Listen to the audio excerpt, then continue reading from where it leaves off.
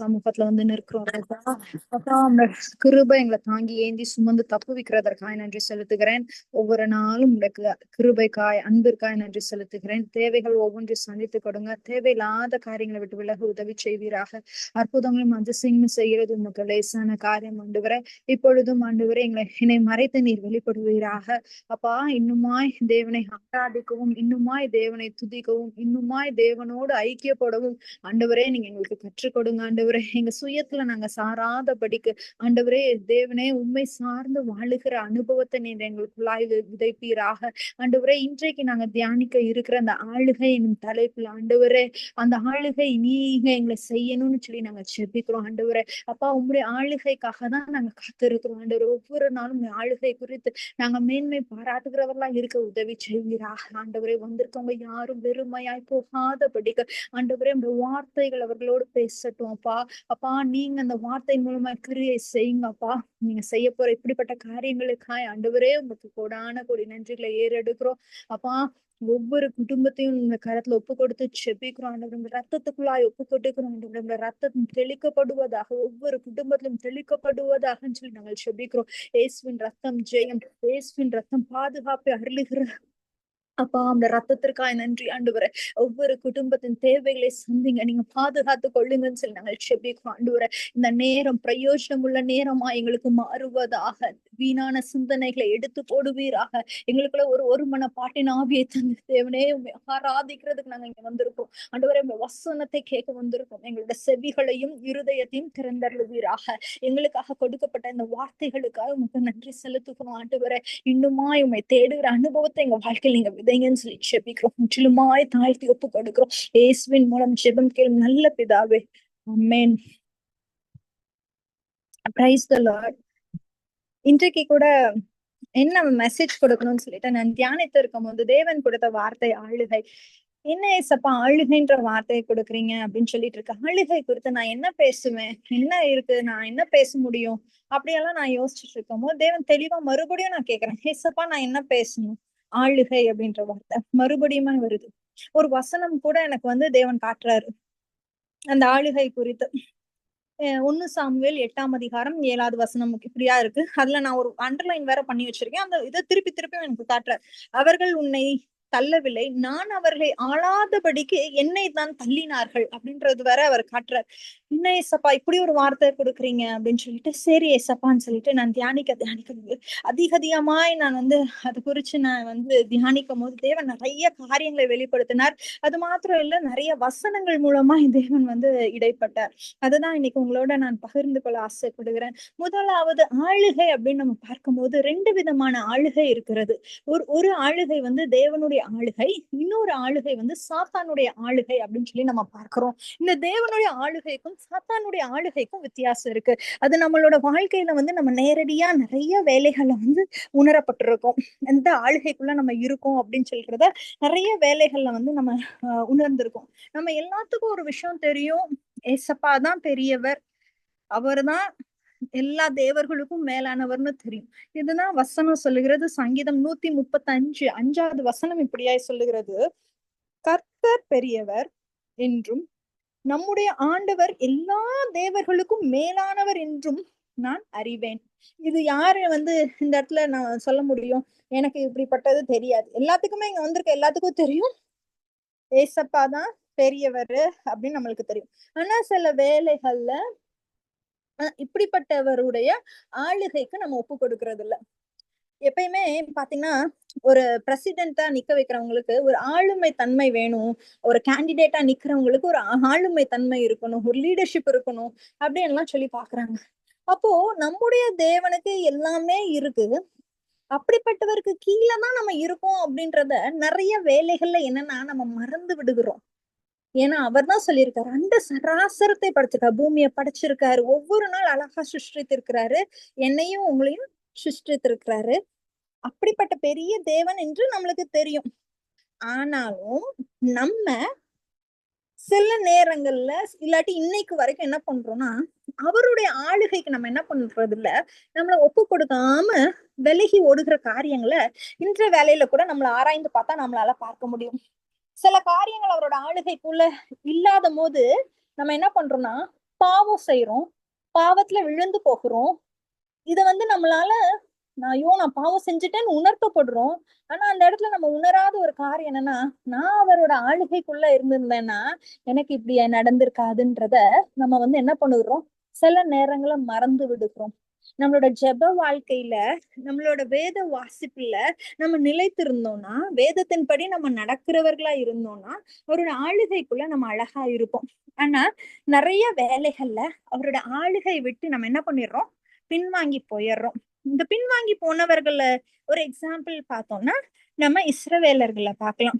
ஏசப்பா அவ்வளவு அழகா அவங்களை நடத்தி கொண்டு வந்தாங்க, அவ்வளவு அழகா நியாயாதிபதிகளை வச்சு நியாயம் தீர்த்து வந்தாங்க. ஆனாலும் அவங்க என்ன பண்றாங்கன்னா தேவனை தள்ளுகிறவர்களா இருக்கிறாங்க.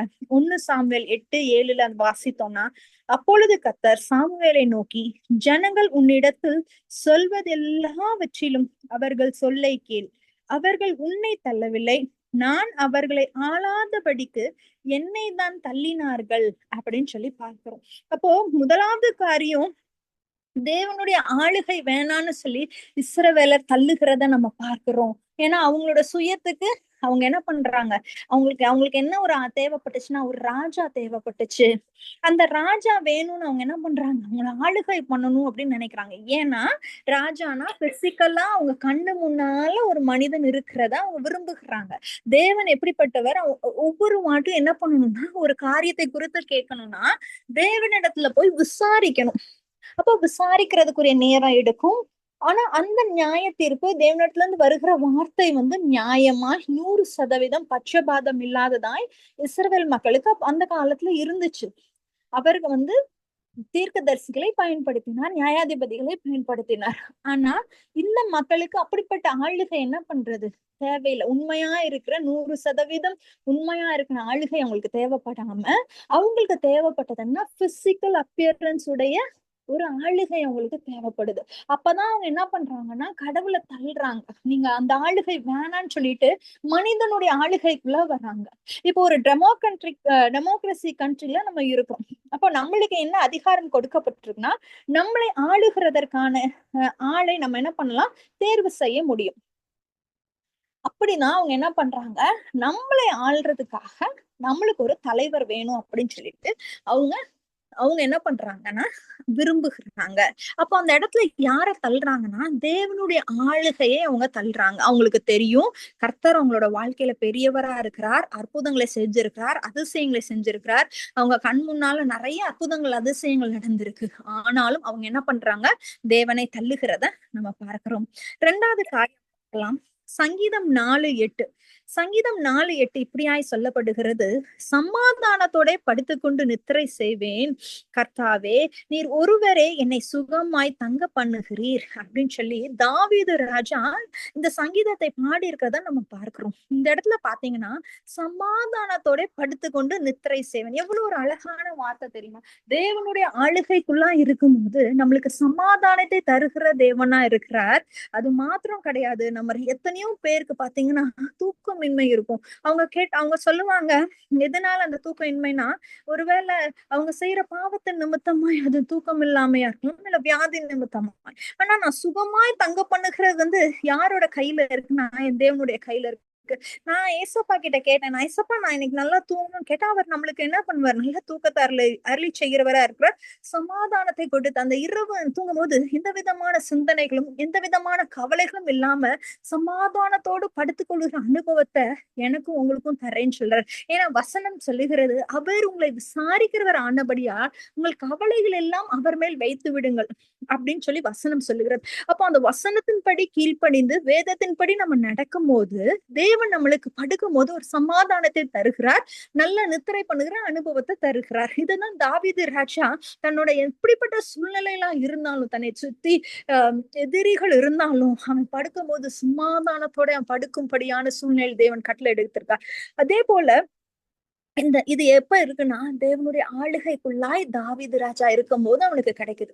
அப்போ ஒரு மனிதன் தேவனுடைய ஆளுகையில இல்லாம சாத்தானுடைய ஆளுகையில இருந்தான்னா அவனுக்கு எப்படி இருக்குமா, ஏசாயா 48:22 வசனம் எப்படியாய் சொல்லுது, ஏசாயா 48:22, துன்மார்க்கருக்கு சமாதானம் இல்லை என்று கர்த்தர் சொல்லுகிறார், துன்மார்க்கருக்கு சமாதானம் இல்லை என்று யார் சொல்லுகிறாராம்? கர்த்தரே சொல்லுகிறார். அப்போ இந்த இடத்துல நல்லா பாருங்க, நம்ம யாருடைய ஆளுகைக்குள்ளா இருக்கணும், விருப்பப்படணும்ன்றது பாருங்க. தாவீது ராஜாவை போல நாம கிறிஸ்துவின் ஆளுகைக்குள்ளா இருக்கும்போது நம்மளுக்கு சமாதானத்தோட படுத்துக் கொள்கிற அனுபவம் நம்மளுக்கு கொடுக்கப்படுகிறது. நாம கிறிஸ்துவின் ஆளுகை இல்லாம சாத்தானுடைய ஆளுகைக்குள்ளா இருந்தோம்னா நம்மளோட சிந்தனைகள், நம்மளோட செயல்கள் எல்லாம் துன்மார்க்கமா இருக்கும், தேவனுக்கு பிரியமில்லாததா இருக்கும். அப்படி பிரியமில்லாத துன்மார்க்கமா இருக்கிறவர்களுக்கு என்ன இருக்கானா, சமாதானம் இருக்காதுன்னு சொல்லப்படுகிறது. யாரு சொல்லுறாங்கன்னா, கர்த்தரே இந்த வார்த்தைகளை சொல்லுகிறார். இது நீங்க தியானிக்கும் போது ரொம்ப ஆழமா நீங்க தியானிச்சீங்கன்னா இது இன்னும் அதிகமா உங்களுக்கு புலப்படும். என்னன்னா, அந்த துன்மார்க்கரோட வாழ்க்கையில என்ன இல்லையா, சமாதானம் இல்ல அப்படின்றது. ஒரு மனிதன் என்னதான் வச்சிருந்தாங்க, அவன் கிட்ட என்ன இல்ல, சமாதானம் இல்லைன்னா அந்த வாழ்க்கை அவனுக்கு வெறுப்பா இருக்கும். அந்த வாழ்க்கை அவனுக்கு எப்படி இருக்கும்னா, பிடித்தமில்லாத வாழ்க்கையா இருக்கும், எரிச்சல் உள்ள வாழ்க்கையா இருக்கும். ஏன்டா நான் வாழுறேன், அந்த வாழ்வை குறித்ததான ஒரு அதிருப்தி இருக்கும். அந்த வாழ்க்கையில எனக்கு என்ன இருந்து சமாதானம் இல்லையே. அப்போ இந்த சமாதானம் வேணும்னா யாருடைய ஆளுகைக்குள்ள நம்ம இருக்கணும்னா, கர்த்தருடைய ஆளுகைக்குள்ள நம்ம இருக்கும்போதுதான் நம்மளுக்கு தேவ சமாதானத்தை என்ன பண்ணுகிறார், தேவன் அருளுகிறார். அதற்கு நம்ம என்ன செய்யணும்? இந்த ஆளுகைன்னு நம்ம பார்க்கிறோம். அப்ப நம்ம என்ன பண்ணணும்? தேவனுடைய ஆளுகைக்குள்ள இருக்கணும் அப்படின்னா, வேத வசனத்தின்படி நம்ம என்ன பண்ணணும்? நடக்கணும். தேவனோட பேசுகிற பிள்ளைகளாய் காணப்படணும். அவரோட பிள்ளையா இருக்கணும். ஏன்னா அவரோட பிள்ளைகளுக்கு தான் என்ன பண்ணுறது, அதிகாரம் கொடுக்கப்பட்டிருக்கிறது. சாத்தானை துரத்துறதுக்கு அதிகாரம் கொடுக்கிறது. தேவனுடைய பிள்ளைகளுக்கு தான் என்ன கொடுக்கப்பட்டிருக்கு, சாத்தானை துரத்துறதுக்கு அதிகாரம் கொடுக்க. நீ போ இயேசுவின் நாமத்துல அப்படின்னா அது போயிடும். ஏன்னா அவருடைய நாமத்துக்கு அது நடுநடுங்குகிறதா இருக்கிறது. இன்றைக்கு கூட நம்மளோட வாழ்க்கையில நம்மளுக்கு வியாதி இருக்கலாம், இல்ல பயம் இருக்கலாம், இல்ல சாத்தானோட போராட்டம் இருக்கலாம், இன்னும் இல்லாட்டி நம்மளுக்கு எதிராக நிறைய செய்வினைகள் எதுவா இருந்தாலும் சரி. ஆனா அவருடைய நாமத்தை சொல்லும் போது அது நடுநடுங்கிறதா இருக்கிறது, நம்ம விட்டு ஓடி போகிறதா இருக்கு. அப்போ அந்த அதிகாரத்தை எனக்கும் உங்களுக்கும் அவர் கொடுத்திருக்கிறார். ஏன்னா அவரை நம்மளை பிள்ளை என்று அழைத்தமையால் அந்த அதிகாரத்தை நம்மளுக்கு கொடுத்திருக்கிறார். அப்போ அவருடைய ஆளுகை கீழே இருக்கிற நம்ம அந்த அதிகாரத்தை பெற்றுக்கொள்ளணும். அவருடைய ஆளுகை கீழே இருக்க நம்ம என்ன பண்ணணும், அந்த அதிகாரத்தை பெற்றிருக்கிற பிள்ளைகளா இருக்கணும். அப்படி நம்ம அந்த அதிகாரத்தை பெற்றில்லாம இருந்தோம்னா கண்டிப்பா யாருடைய ஆளுகைக்குள்ள இருப்போம், சாத்தானுடைய ஆளுகைக்குள்ளா இருப்போம். நம்மளை தேடி என்ன பண்ணுவான், சாத்தான் படையெடுத்து வருகிறத நம்ம பார்க்கிறோம். நம்மளோட வாழ்க்கையிலயும் சரி, நம்மளை சுற்றி இருக்க சூழ்நிலையிலயும் சரி, அதை நம்மளால என்ன பண்ண முடியும், உணர முடியும்.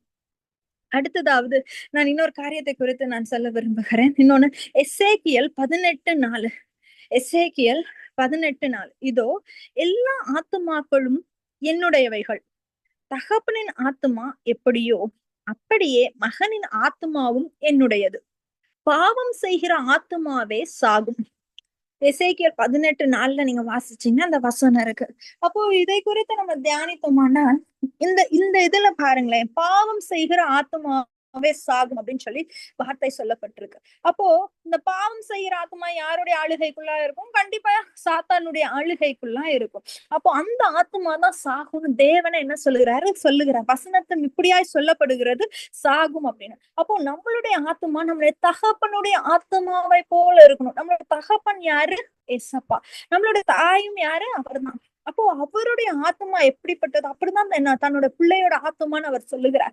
அப்போ எவ்வளவு ஒரு ஆச்சரியமான ஒரு வாழ்க்கை நம்மளுக்கு கொடுத்திருக்காரு. ஆனா அந்த ஆச்சரியமான வாழ்க்கையதான் நம்ம என்ன பண்ணிடுறோம்னா, சில வேலைகள்ல என்ன பண்ணிடுறோம்னா, அதை நம்ம புரிந்து கொள்ளாம, உணர்ந்து கொள்ளாம உலகபூர்வமான காரியங்களுக்கு பின்பாக செல்லுகிறத நம்ம பார்க்கிறோம். அப்படி அந்த உலகபூர்வமான காரியங்களுக்கு நம்ம என்ன பண்ணக்கூடாது, ஈடுபடுத்தி கொள்ளாமல் தேவனுடைய பாதத்துல காத்திருந்து ஒவ்வொரு விஷயத்தையும் நம்ம ஆராய்ந்து அறியறது. தேவனுடைய எப்படி நம்மளோட இருதயத்தை ஆராய்ந்து அறிகிறாரோ அதே போல அவரோட வசனத்தை ஆராய்ந்து அறிந்து நம்மளுடைய கேள்விகளுக்கான பதில்களை அவரிடமிருந்தே பெற்றுக்கொள்கிற அனுபவத்தை பெற்றிருக்க வேண்டும். அப்படி இல்லைன்னா நிறைய பேரு வஞ்சிக்கப்பட்டு போறாங்க. காரணம் என்ன தெரியுமா? அவங்களுக்குள்ள தேவனிடத்துல விசாரிக்கிற தன்மை இல்ல. தேவனிடத்துல நம்ம விசாரிக்கலாம். நம்மளுக்கு அந்த என்ன கொடுத்திருக்காரு, அந்த ஸ்பேஸ் கொடுத்திருக்காரு ஏசப்பா. நீங்க என்கிட்ட வந்து கேளுங்க, என்கிட்ட நீங்க இதை பத்தி கேளுங்க, நான் உங்களுக்கு பதில் கொடுக்குறேன் அப்படின்னு சொல்லிட்டு தேவன் என்ன பண்ணுறாரு, அந்த ஸ்பேஸ கொடுத்திருக்காரு. ஏன்னா நானும் நீங்களும் அவரோட பிள்ளையா இருக்கோம். எப்பயுமே தாயும் தகப்பனும் தன்னோட சொந்த பிள்ளைகளுக்கு எவ்வளவு ஸ்பேஸ் தராங்க இல்ல. ஏன் புள்ள ஏன் புள்ளன்னு தானே நம்மளோட தாயும் தகப்பனும் எல்லா காரியங்களும் செய்யறாங்க. அதே போலதான் நம்மளுடைய ஆண்டவர் என்னையும் உங்களையும் ஏன் பிள்ளைன்னு ஸ்பேஸ் கொடுக்குறாரு. எனக்கு ஒரு விஷயம், நான் ஒரு பிசினஸ் ஸ்டார்ட் பண்ண போறேன்னா, எஸ்ஸப்பா நான் அதை பண்ணலாமா அப்படின்னு சொல்லி அவர்கிட்ட தாராளமா விசாரிக்கலாம். நான் ஒரு கல்யாணம் பண்ணணுமா, எஸ்ஸப்பா நான் கல்யாணம் பண்ணணும், எனக்கு ஏற்ற துணையை நீங்க கொண்டு வாங்கன்னு சொல்லி, எஸ்ஸப்பா இந்த துணை எனக்கு ஏற்ற துணையா வார்த்தையை கொடுத்து கன்ஃபார்ம் பண்ணுங்க, இல்லாட்டி நீங்க ஏதாவது நீங்க கூட பேசுங்க அப்படின்னு சொன்னா தேவன் கண்டிப்பா என்ன பண்ணுகிறார், இறங்கி வந்து நம்மளுக்காக பேசுகிற தேவனா இருக்கிறார். ஏன்னா என் பிள்ளைன்ற ஒரு ஸ்தானத்துல நம்மள வச்சிருக்காரு. அந்த ஸ்தானத்தை தான் நிறைய வேலைகள்ல என்ன பண்ணிடுறோம், இழந்து போயிடுறோம். அவரோட ஆளுகை இருக்கணும். ஏன்னா ஒரு குடும்பத்துல பாத்தீங்க அப்படின்னா ஒரு தகப்பன் சொல்லுகிறத அந்த குடும்பமே கேட்கிறதா இருக்கும். அப்போ அந்த குடும்பத்தை நம்ம என்ன சொல்லுவோம், தகப்பனுடைய ஆளுகைக்கெல்லாம் இருக்கிற ஒரு குடும்பம் அப்படின்னு சொல்லுவோம். அதே போலதான் நம்மளோட வாழ்க்கை எப்படி இருக்கணும்னா அவருடைய ஆளுகை கீழாக இருக்கணும். அப்பனாதான் நம்மள என்ன பண்ண முடியும், நம்மளோட நம்மளோட வழி சத்தியம் ஜீவன் எல்லாமே அவரா இருக்கும் போது அந்த பாதை எப்படியா இருக்குமா, செழிப்பான பாதையாய், கனிகள் கொடுக்கிற பாதையாய், சாட்சியுள்ள பாதையா இருக்கும்னு நம்ம அறிந்து கொள்ளலாம். இன்னொரு வசனம் நான் வாசிக்க விரும்புகிறேன். மத்தேயு 28:20 வசனம். நான் உங்களுக்கு கட்டளையிட்ட யாவையும் அவர்கள் கை கொள்ளும்படி அவர்களுக்கு உபதேசம் பண்ணுங்கள். இதோ உலகத்தின் முடிவு பரியந்தம் சகல நாட்களிலும் நான் உங்களுடனே கூட இருக்கிறேன் என்றார். இந்த இடத்துல பாருங்களேன், முடிவு பரியந்தம் சகல நாட்களிலும் எவ்வளவு ஒரு பெரிய வார்த்தை. தாயும் தகப்பனும் இந்த வார்த்தையை சொல்ல முடியுமா? சொல்லவே முடியாது. உலகபூர்வமான தாயும் தகப்பனும் கடைசி நாட்கள்ல சகல நாட்களிலும் அந்த வார்த்தை என்ன பண்ண முடியாது, யாராலையும் சொல்ல முடியாது. கணவனாலையும் சொல்ல முடியாது, பிள்ளையாலையும் சொல்ல முடியாது, தாய் தகப்பனாலையும் யாராலையும் இந்த வார்த்தை வந்து சொல்லவே முடியாது. ஏன்னா யாருக்குமே தெரியாது அவங்களோட ஜீவ நாட்கள் எவ்வளவு. ஆனா ஒருத்தவர் நம்மளுக்காக சொல்லுகிறார். அதுதான் நம்மளோட கர்த்தராகிய இயேசு கிறிஸ்தானவர் சொல்லுகிறார், உலகத்தின் முடிவு பரியந்தம் சகல நாட்களிலும் நான் உங்களுடனே கூட இருக்கிறேன். எவ்வளவு ஒரு அழகான வார்த்தை பாருங்களேன்.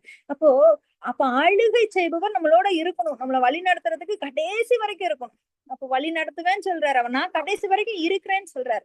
யாருமே அந்த அஷூரன்ஸ் கொடுக்கவே முடியாது. ஆனா என்னுடைய ஆண்டவர், என்னுடைய தகப்பன் அந்த அஷூரன்ஸ் தராரு. நாங்க உனக்கு கடைசி வரைக்கும் இருக்கேன், உன்னை ஆளுகை செய்யறேன், நீ நான் சொல்றதை கேளு அப்படின்னு சொல்லி அழகா நம்மளை வழி நடத்துகிறவரா இருப்பார். நம்ம செய்ய வேண்டிய ஒரே ஒரு காரியம்தான், அவரோட வார்த்தைகளுக்கு செவி சாய்த்து வேதத்தின் படி நம்ம நடக்கிற பிள்ளைகளா இருக்கணும். நம்ம போகிற ஒவ்வொரு சர்ச்லயும் பாத்தீங்கன்னா பாஸ்டர் இருக்காங்க, அவங்க சொல்லுகிறதுனா அந்த சபை முழுவதும் கேக்குறாங்க. ஒரு சர்வீஸ் நடக்குதுன்னா அந்த அந்த சர்வீஸோட அஜெண்டா எல்லாமே பாத்தீங்கன்னா அவங்க டிசைன் பண்ணிருப்பாங்க, அதுபடி அது போயிட்டே இருக்கும். இதுக்கெல்லாம் எங்க இருக்கு, ஒரு ஆளுகை இருக்கு. ஒரு ஸ்கூலுன்னு பாத்தீங்கன்னா ஒரு பிரின்சிபல் இருக்காங்க, ஒரு கண்ட்ரின்னு பாத்தீங்கன்னா ஒரு பிரசிடென்ட்டோ பிரைம் மினிஸ்டரோ இருக்காங்க. அப்போ என்னோட வாழ்க்கை, ஒரு இண்டிவிஜுவலோட வாழ்க்கை அப்படின்னும் போது தேவன் ஆகிய ஏசு கிறிஸ்துவர் தான் என்ன பண்ணணும், ஆளுகை செய்யணும் அப்படின்றத இன்றைக்கு நம்ம முடிவு பண்ணலாம். இன்னைக்கு என்ன ஆளுகை செய்யறது, ஒரு என்னோட லவ்வரா இருக்கக்கூடாது, என்னோட கணவரா இருக்கக்கூடாது, என்னோட பிள்ளையா இருக்கக்கூடாது,